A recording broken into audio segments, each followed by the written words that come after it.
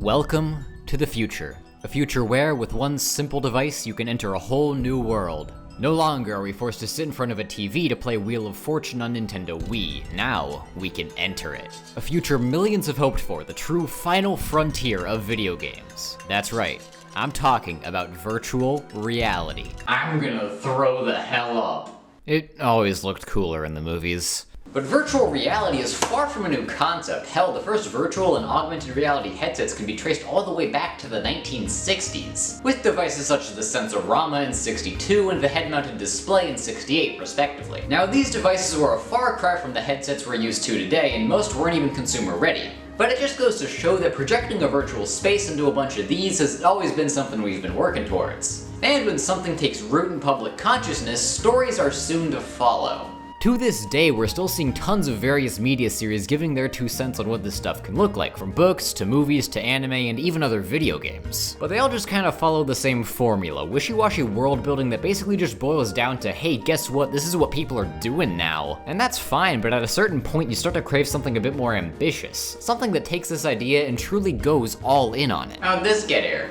That's right, strap in, cause we're talking about .hack now, bitches. This is a series that I briefly mentioned getting into when I was talking all about the PS2, in which I expressed that the series was, and I quote, really cool. But I was only really talking about the sequel series GU in that video. What really kicked the series off was a quadrilogy of games that is really expensive sometimes. I also don't know if that's a real word. But one day I was at a game store, saw the first installment, Infection, on the shelves and said, why not? And that's what brought us here to today. I've been dying to talk more about some .hack and you're all complicit. Except, I haven't actually played this game before, so we're gonna be experiencing it for the first time together. Oh, also, this should go without saying, but spoilers for .hack Infection. Let's pop this bad boy into Michael's PS2 and jump right into .hack Infection. We're shown this opening cutscene that probably means something, pick a name, and get welcomed to the desktop. Now, this place is really cool, trust me, but we're gonna get back to that a bit later, because our bestest friend in the whole world, Yasuhiko, is waiting for us in the world. Not like the outside world, that's just what the virtual reality MMO we play in this game is called. We meet up, Yasuhiko tells us his name is Orca, kinda like one of those whales, you know what I mean, and we're off to the desert for our tutorial. Or, well, this is technically our tutorial, but Orca is so much stronger than Kite that it doesn't really do a good job at showing us how to fight. Oh yeah, her name's Kite, by the way, you can change it, but I didn't. We get to head down into our first dungeon, see a girl being chased by this friendly looking guy, and naturally head the opposite way, which was apparently the right way, because plot's happening over here. But now, stuff's starting to get a bit strange. The atmosphere shifts a little from before. It's made clear that what's happening here isn't normal. Orca seems to know something about this, and according to him, that guy shouldn't be here. The strange girl gives Orca a book that can supposedly bring forth salvation or destruction at the whim of the user, which sounds incredibly safe, but he gets killed before he can use it while trying in vain to fight whatever this strange entity is. But before Mr. Friend over here can kill Kite too, something or maybe even someone bails him out. Now Kite has the book, but he doesn't know yet, and nobody tell him, it'll be so funny when he figures it out. Turns out, in the real world, Orca, or Yasuhiko here, has been hospitalized and is currently comatose. And that kicks off our story. It's now up to Kite to figure out what happened to Orca, who that strange girl is, and what exactly it was that killed Orca. This opening segment is killer. It shows us just enough to get us interested while keeping any actual facts about whatever it is that's going on a complete mystery. And now we as the player are left to explore our starting town of Makanu and maybe even mess around with the trading system, which we will get back to, I promise. This is also where we're more properly introduced to member addresses. Much like the combat system, Orca technically showed us this stuff, but he's a little busy right now with the whole coma thing, so Kite's kinda gotta learn the rest himself. We meet this girl named Black Rose, who says she has some area keywords we might wanna see, and we just kinda go along with her, cause why the hell not, we're in no rush. Now the place she brings us to is pretty important, cause it's got this strange girl-shaped statue right in the middle of it. It's also where we meet 2 new people, this angel-looking dude named Ballamung and the first of many bugged monsters. Apparently this monster, or at least another one like it, has some history with Black Rose, but no matter what she or Ballamung tries, they can't bring it down. Looks like it's up to Kite to fulfill his designated main character duties, cause that book he got earlier is talking to him. Or is it the girl who gave it to him? Either way, books don't normally talk to people like that, so that must mean Kite's about to do some wild plot shit. His outfit becomes approximately 78% dorkier and he unlocks the ability of Data Drain, which looks suspiciously similar to what Mr. Friend used on Orca to do the whole comatizing thing on him, but I'm sure it's probably fine. Not to Balmung though, according to him, Kite's dangerous and destroying the world, but what does he know? A bit earlier on, Kite posted a message on the forums about Orko falling into a coma while playing the world, but now that message has been suspiciously deleted. Well, I'm sure that's not important at all. Anyways, time to read all about the funny goblins that run around a lot. And this is what really actually kicks the game off, for real this time. The player is kinda let loose a bit on how they want to proceed. They aren't directly told where to go. For that, you gotta scour the forums yourself, finding stuff that seems pretty similar to what you've been looking for. Anything relating to a mysterious guy with a red pole or a strange girl will do. Or you can just do what you were gonna do with your day anyways and find goblins to chase around instead. That's always an option. This whole forum thing is honestly such a cool feature. Everything here is written as if these are real forum posts talking about stuff that's actually happening, not just video game flavor text, which is a really unique way of going about it. I'm gonna be reiterating something I said before about GU here, but it does an amazing job at fleshing out the world this all takes place in, what's on people's minds, how they interact with the world, the game, and sometimes where to find cool stuff. And the game does a great job at incentivizing you to follow up on the stuff you hear on the message boards. Cause a lot of the time, if you open a page on the forums where someone says where to get some cool equipment, there's always someone else on there saying something like, I'll have to go check that out. Once you go there and get said item, you're actually given the option to give whatever it is you just got to the person who was looking for it, and if you do, you get their member address, which lets you add them to your party. I personally followed up on everything that was posted on these boards, which I don't usually find myself doing in most other games. I'm not usually the type of guy to do every single side quest or see everything there is to see in a game, but the way this game presents what are essentially just side quests is so organic and interesting that I found myself doing all of them just because I wanted to see where it would take me. There's 3 in total you can recruit: Sanjuro, Natsume, and Gardenia. I didn't find myself using Natsume much because Kite himself is already a Twin Blade user, and Sanjuro only ended up making his way into my party when Black Rose wasn't available. Usually when it comes to parties, I tend to prioritize characters that I find interesting or fun or who have the biggest ties to the plot, making Black Rose a staple throughout my playthrough. Although I did end up using Gardenia a good bit, since she's the only long arm user you can get in Infection, and there are some really good spears in this game. And I would have completely missed the only opportunity to use any of these guys if I didn't follow up on any of the messages I saw on the forum, which is a game design choice I really respect. You put all this time into making a character, giving them unique dialogue and email chains you can use to interact with them even more, and put all that behind a completely missable side quest. I don't even have footage of recruiting Gardenia. I forgot to record during that part. I know I'm throwing a lot of praise at this game for what probably seems like a pretty standard feature, but for your information, I'm a Fire Emblem fan. Extra party members that add nothing to the overall plot is like my favorite thing in any RPG. There's just something special about finding a random character who's not even that strong and has no reason to be here and just going, you're gonna help me kill a god now. Oh yeah, I mentioned emails in that whole spiel there, didn't I? Are you guys ready to talk about emails? Oh boy, I sure am. Said no one. Nah, but actually though, that's another cool feature about this game. Much like the message board, Kite will sometimes get emails, either from various party members, this guy telling you not to look further into what's going on, this lady that Balmung called a hacker who's really just kinda here to explain how data drain works and sometimes throw area codes at you, or the mysterious girl who should really learn how to spell. I'd have a much easier time helping out if I could just read what she was saying. You can respond to a good chunk of these too, giving us a few more fun interactions between Kite and the rest of the cast, like this absolute gem. I like raw food. I like cooked foods. For a good while, not much really happens in terms of major plot beats. What tends to happen is, you find a message on the board, go to the dungeon, don't find much, rinse and repeat. Although the first time this happens, we do meet a new character, Mistral, who is also the best character. She has almost no bearing on the plot so far, almost never gets any time to speak, but when she does, it's great. What? Oh, damn it! I burned dinner. Spare me from death hell! A little bit before that, we met these two characters who seem to know something about our bracelet, which is basically data drain, or at least one of them does. She called us out to a dungeon right after meeting Pyros. Now what's different about this dungeon from the rest is that you need to go through this one entirely by yourself. Surprise, surprise, the guy who spent way too long gushing about how he likes the way this game handles party members doesn't like it when you take them away. This combat system isn't designed around solo battles, you're meant to fight as a unit. Maybe you have someone drawing all the enemies to them while Mistral, the best one, nukes them with magic and you rush in for a high damaging physical skill. Maybe you're just gonna have 3 physical attackers to blend anyone that comes your way or do the same with magic. I don't know, I'm not your dad. But forcing the player to take on an entire dungeon alone just kinda means they're gonna be spending most encounters doing this. this. The boss for this dungeon isn't great either. For most of the bosses in this game, you need to somehow inflict the protect break status on them in order to data drain them, which allows them to take actual damage. This is, for the most part, fine with a full party, because you're always going to be dealing some sort of damage to the boss, even if one or two of your party members are hanging back for healing. But here, you kinda just gotta attack, pop a health drink, attack again, pop another health drink. There's no way to draw fire away from yourself, and since skills freeze the target in place as they're happening, there's no way to reliably dodge them. In my first attempt, I spent a solid 15 minutes just plucking away at the boss before I could finally data drain it, only to end up dying anyways. Now, if you know the boss is weak to water, trade for a worm scale chest piece to get Rue Cruise, then you'll breeze through this boss. But there's no way to know you're gonna need water skills until after you fight the boss the first time and learn that its element is fire, wasting a whole lot of my time not only fighting this boss the first time, but also slowly working my way through the entire dungeon doing this. This is easily the worst section of this game, which is a shame because it absolutely didn't have to be. I found the dungeon crawling in this game to be a lot better than most RPGs I've played. So if the game just let you play it the way it's meant to be played, then I'd have nothing to talk about here. It'd just be another fine dungeon. Sometimes the game might make you do a mission with just one other character, but this is the only time it makes you do something completely alone, and I really don't see why.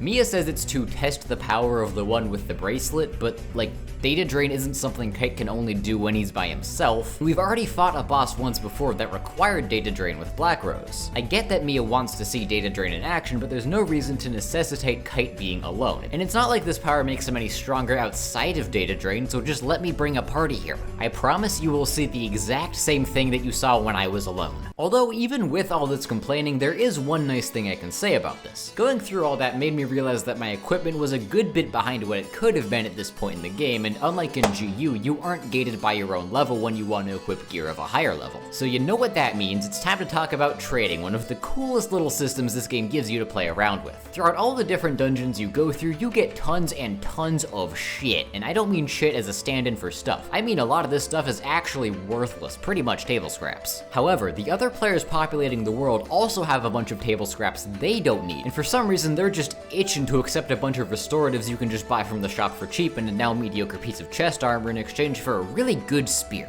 Once I traded a bunch of my useless stuff for better gear to equip Kite with, I saw much more success in the solo dungeon than the last time. Partly because the weapons I had this time actually did some kinda damage. These were some great deals as well. I was using the Raite and Worm scale for most of the game. You don't just need to get equipment for Kite though, you also gotta be on the lookout for some better gear for your party members too. And that's where I think this game's gear system falls apart a little bit. Each character has a weapon slot, a helmet slot, a chest piece slot, a hand slot, and a leg slot. That's 5 pieces of gear you need to keep relatively up to date on all your party members. And yeah, you're not gonna be using all of these guys, but even still, it can get a bit overwhelming. They ended up simplifying this down to just a weapon, armor, and accessory slot in GU, and that works much better for the amount of characters you need to equip. After that boss, Mia shows you how to use the bracelet to hack into areas the devs of the world didn't want players entering. From this, you need data seeds, which are usually dropped from enemies you data drain. It's guaranteed from bosses who all have their own unique data seeds, but not from normal enemies who all might drop either A, B, or C seeds depending on their size. And after that, guess what we're back to?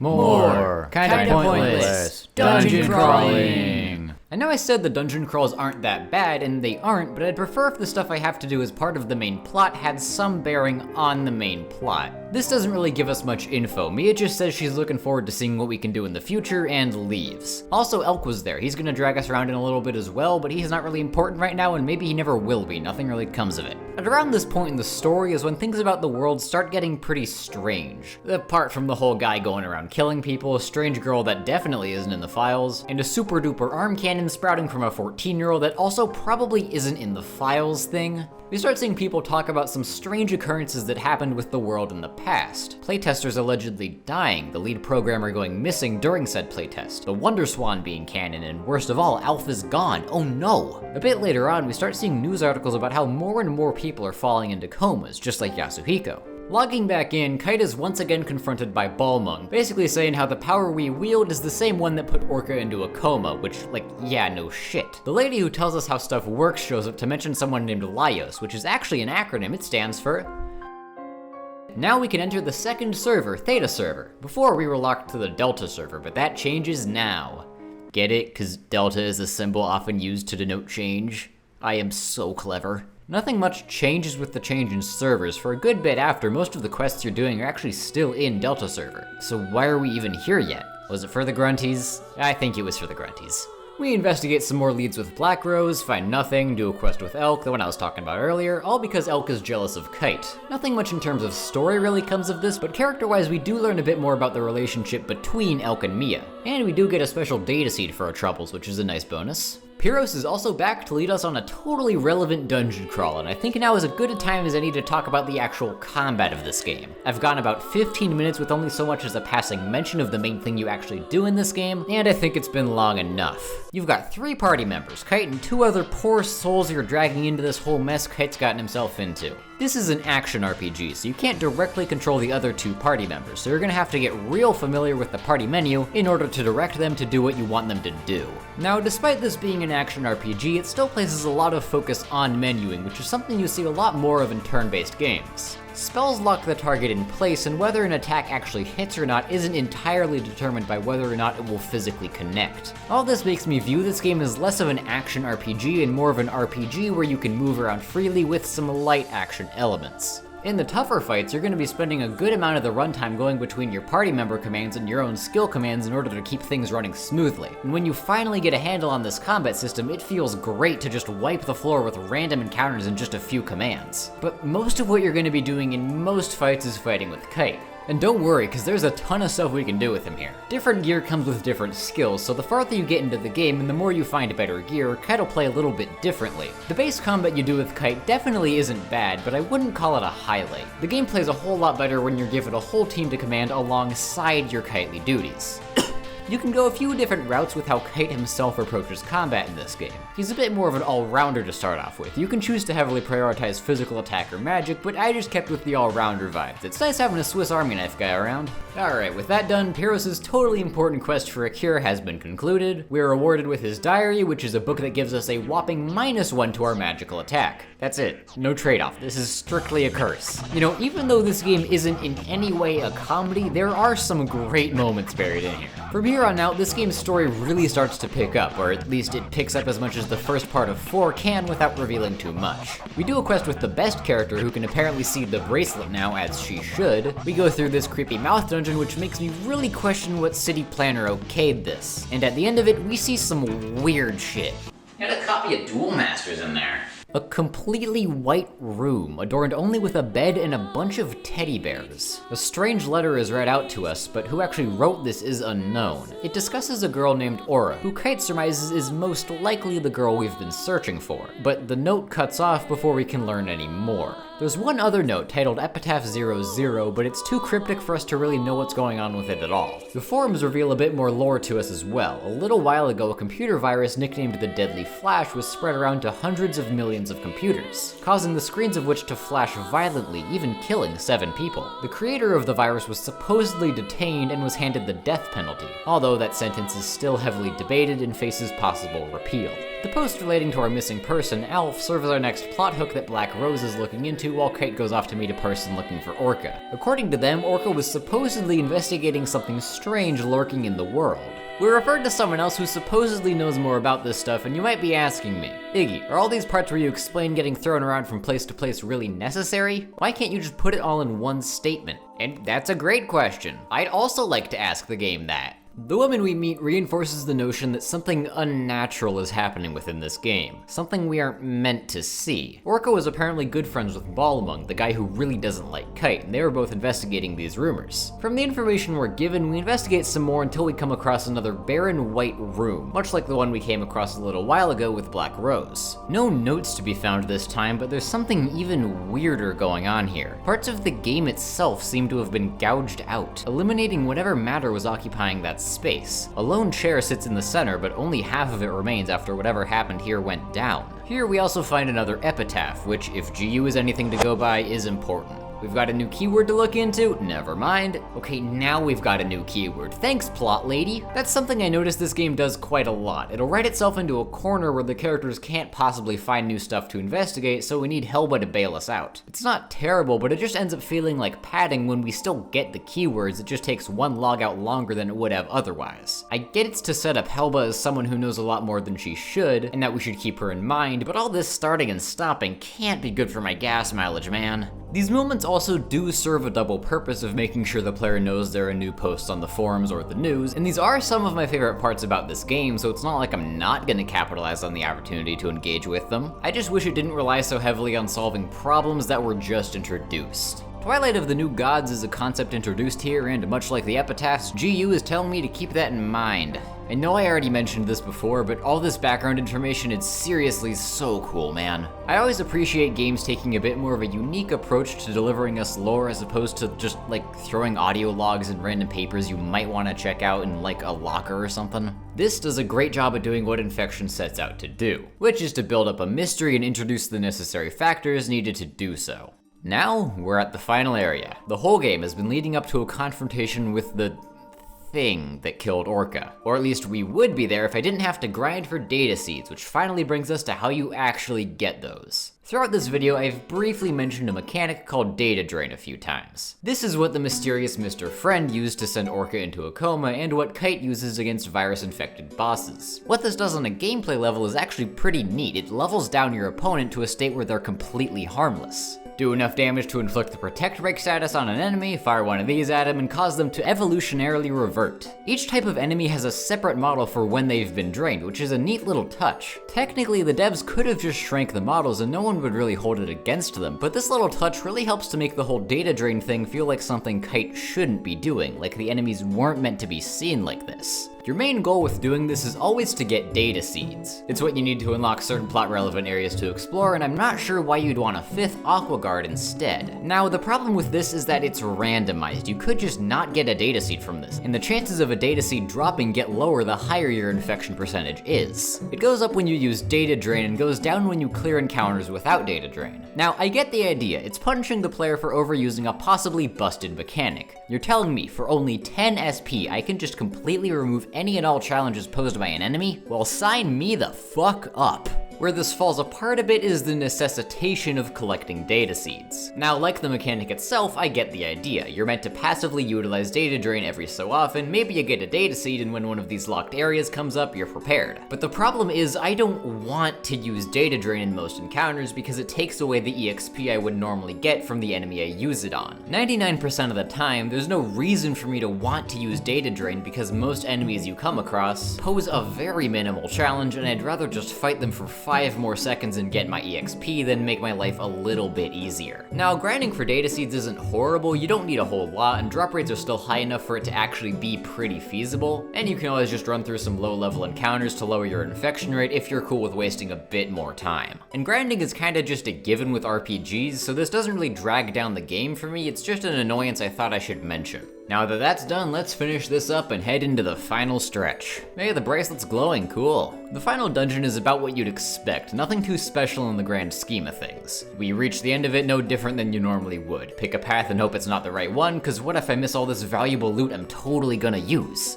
And here we are. The entire game's been building up to this moment. Our fight against Mr. Friend, who, believe it or not, isn't actually named Mr. Friend. I know, it's true. This is actually Skaith, the Terror of Death. Hold the fucking phone! And hey, Aura's here too. We finally found her. Oh, okay. Time to fight Skaith. This shouldn't be too bad. The other bosses haven't really given me much trouble other than you, so I'll be in and out in a few minutes. I might have been a bit underleveled there. Redo, I've gained 9 levels, got some new equipment, a bunch more healing items, found out that this dungeon's encounters were somewhat randomized, so my page of scripting criticizing the encounters here meant nothing, screamed, deleted the page, and got back to the boss door and the previous cutscene. Aura gets data drained, sending what I assume are 3 fragments of her off in different directions, which I'm sure the next 3 games are gonna have nothing to do with. Boss fight time, for real now. Skaith is an absolute bastard with multiple heavy-hitting attacks and almost no hope of dodging, and if you've got Mistral in your party like you should, you'd better get used to having to revive and refill her SP every time Skaith goes for this move that hits the whole field, which he does. a lot. Make sure to pack about 20 resurrects and divide them between your party beforehand, you're gonna need them. Oh, and about 50 health drinks, 20 health potions, some warrior's blood for attack boosts, that one kinda rare heavy blade drop from the Manir that turns Black Rose into an absolute beast, the almighty wand for Mistral so you can have acceptable healing for this point in the game, and the most focus you've ever given a boss in an action RPG. It's a tough fight, but once you see that Protect Break status pop up, oh man, it feels amazing. His moveset completely shifts after you data drain him. He's a bit less of a menace now since he won't go for Judgment or his own data drain from what I could tell. From here, you should pretty much be home free. Just make sure not to get too antsy and forget to heal after a big hit, and there you go. I gotta say, for as brutal as a boss as Skaith is, I also kinda loved it. You've gotta micromanage the hell out of this. If 5 seconds go by and you haven't given someone an order, revived Mistral, boosted Black Rose, healed Black Rose after Skaith goes for Judgment for the 5th time in a row, then you haven't lived yet. And if you do all that, you'll probably be fine. Not mentally though, this fight takes a toll on you. Skaith dissolves into some funny looking goo. I assume he's going straight to GU where he becomes important again. And I'm gonna be honest, I have no clue what happens next. These roots are shooting up out of the ground, the Skaith puddle's bubbling, it's a mess. This guy rises from the earth where the roots shot up. I would describe him, but my guess is as good as yours on this one. Hey, Data Drain Explainer Lady is here too. The guy I can't even begin to comprehend does something with his mouth, hits kite, Plot Lady says Kubia, which I think is that guy's name, and leaves. Look, I promise, I'm not being vague here for the sake of being vague. I genuinely have no idea what just happened. Roll credits, and that was .hack Infection. Overall, I'd say this game is pretty damn good. The characters are fun with a good few of them being pretty interesting, the combat's good, if a bit clunky at times, the world building is next level, and the story is, well, it's confusing. But that's what it's meant to be. This is the first part in a much longer series. Its goals aren't to tell a complete and satisfying narrative all in one game. Everything it does is for the sole purpose of building intrigue, and it does that job beautifully. Now, if I had to pick one thing I think needs improvement in the next games, it's Kite. He's not a bad main character per se, just that he doesn't have much to really do or anything to really say apart from the whole Orca thing. He's just a little boring so far. That final cutscene was about as unclear as it could possibly be, but that is what it was meant to be. It got me more than curious enough to check out the rest of the games in this series, however expensive the last two may be. But I'll cross that bridge when I get to it. For now, that's all I have to say about this game's main plot. But if that's the case, why isn't this video over? There's a DVD in here. .hack Liminality Volume 1, in the case of my Minase. Should I even be covering this? I mean, it is separate from the main game, but they put this in here for a reason, and the back of the box makes it sound like this goes hand in hand with Infection, so we're covering it. Now, I don't usually talk about anime like this, and this video is long enough as is, so we aren't gonna be going too in-depth for this one. But this is pretty cool, so I'm gonna talk about it. Near the end of Infection, a news article is posted regarding 2 students falling into a coma in their school's clubhouse, just like Yasuhiko. That article directly ties into Volume 1 of Liminality, which details the stories of the 2 victims. More specifically, it's the story of Mai Minase, because she's the one that actually woke up. Can't really do much with Tominari on account of the whole that. Right off the bat, this OVA does a great job at getting us invested in Mai's character, which is impressive given its short 45-minute runtime. We get to see how the incident affects her life afterwards, how people treat her, and what she's been dealing with outside of school and the world, all while it builds on the mystery behind the comas introduced in Infection. In contrast to the games, which all take place online, this OVA takes place almost entirely in the real world. Now, while this is a great way to see a side of the world, not the game, the thing we live on, it also means that we don't really see the world, not the thing we live on, the game, at all. Which is completely fine. This is meant to be a look into how the events online affect the people in the real world. But that also means that Liminality, or at least the volume of Liminality that came with this game, doesn't really work as a standalone experience from a story perspective. Now, from a production standpoint, I found myself really impressed. The background music was fantastic, making somewhat sparse but great use of these ethereal, almost hymn-esque choir vocals just like the game, while adding in string instrumentation to tie in with Mai's whole violin shtick.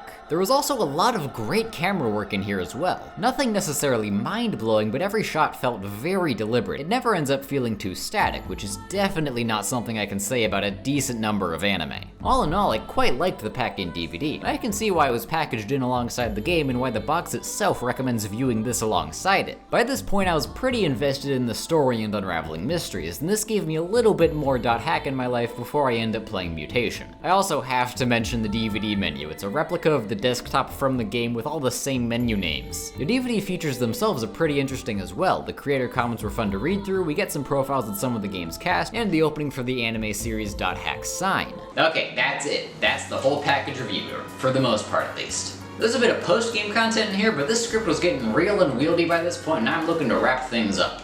Post-game's fine, you fight this dragon in an airship, why is the dungeon fleshy? Who put that there? As a whole, I really enjoyed my time with this game. One could even say I'm booked for the rest of the series. I can easily see myself recommending this to someone, which is kinda what I'm doing right now. There's something to be said about the way this game crafts a believable culture and world all surrounding a fictional MMO. Harkening back to my opening words for this much longer than anticipated video, it's something I think a lot more properties should be experimenting with in their own way.